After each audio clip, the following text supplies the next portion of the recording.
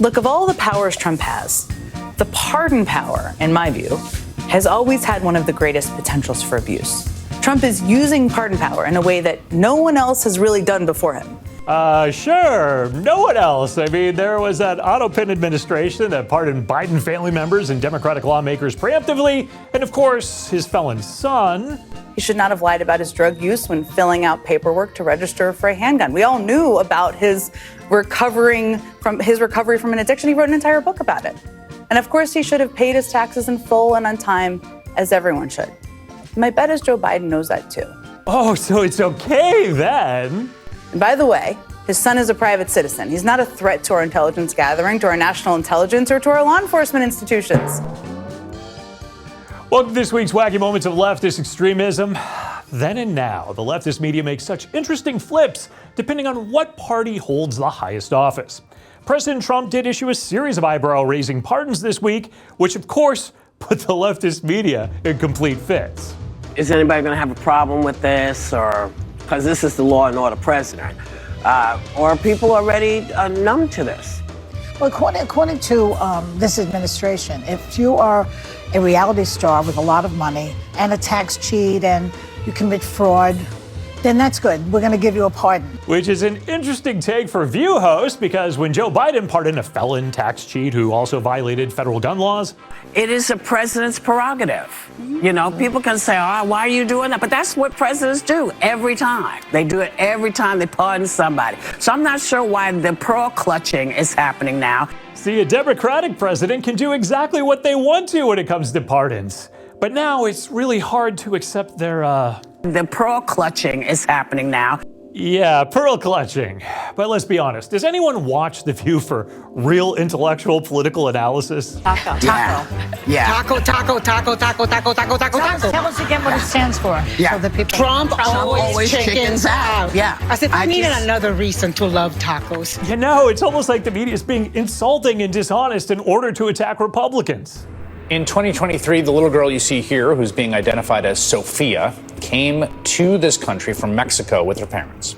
And the family was granted permission to temporarily stay here for humanitarian reasons. They applied. The mom tells us that according to doctors, the little girl could die within days if she is sent back to Mexico. Which is maybe, just maybe, why the DHS is not actively deporting the family.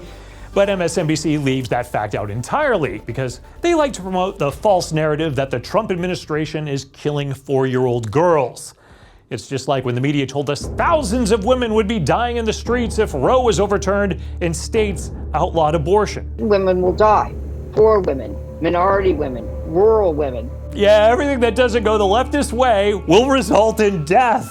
And it's the end of the world. CNN says because of climate change, the world is doomed. You just won't see it for a number of years. Melting sea ice and glaciers could soon reach a point of no return, except maybe in Antarctica, but oops, I'm sorry, that information published at the beginning of May was conveniently left out of the CNN report. Well, you know, instead the left is quite sure millions will die now since the House passed the big, beautiful bill. They did. And it's going to hurt so many marginalized people in our nation. Millions of people are going to go hungry. Millions of people are going to die early.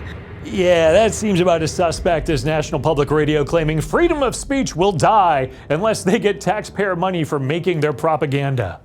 Also new this morning, NPR is now suing the Trump administration over the president's executive order to cut its federal funding. Several member stations joined the lawsuit, alleging Trump's actions are a clear violation of the First Amendment.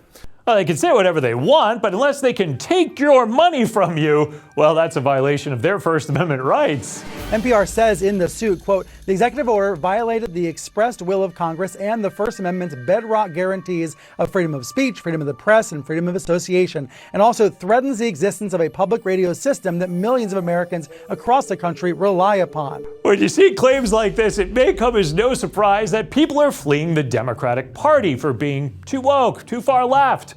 But they do have some new ideas on how to combat that problem. The prospectus for one new $20 million effort obtained by the Times aims to reverse the erosion of Democratic support among young men, especially online. It is codenamed SAM, short for Speaking with American Men, a strategic plan, and promises investments to study the syntax, language, and content that gains attention and virility in these spaces. Perhaps don't start your outreach with men by asking what their preferred pronouns might be. It's a free, helpful hint.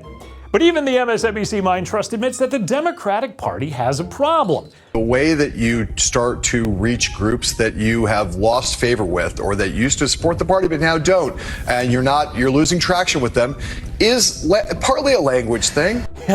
They can't give any specific example of any one thing that they could possibly change. It's not about language. It's about where are you going to deviate from what has become Democratic ideological conformity. And again, I'm sure Rahm has examples. Alyssa Slotkin probably has examples. But you have none. Look, how do parties come back? They come back with a new focus. They come back with new candidates. And that's very important. So they need the ideas. And yes, they need to communicate better, but they need candidates. Oh, I see. They just need ideas, the ability to communicate, and candidates. I mean, that's very specific. Even MSNBC is having difficulty knowing which leftist propaganda to promote without alienating voters. Who's going to become the thought leader in this group? That's the question. Right. Perhaps having actual thoughts would be a great place to start.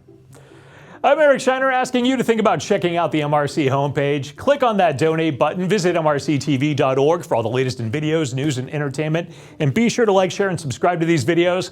We'll be back soon with another look at leftist media madness.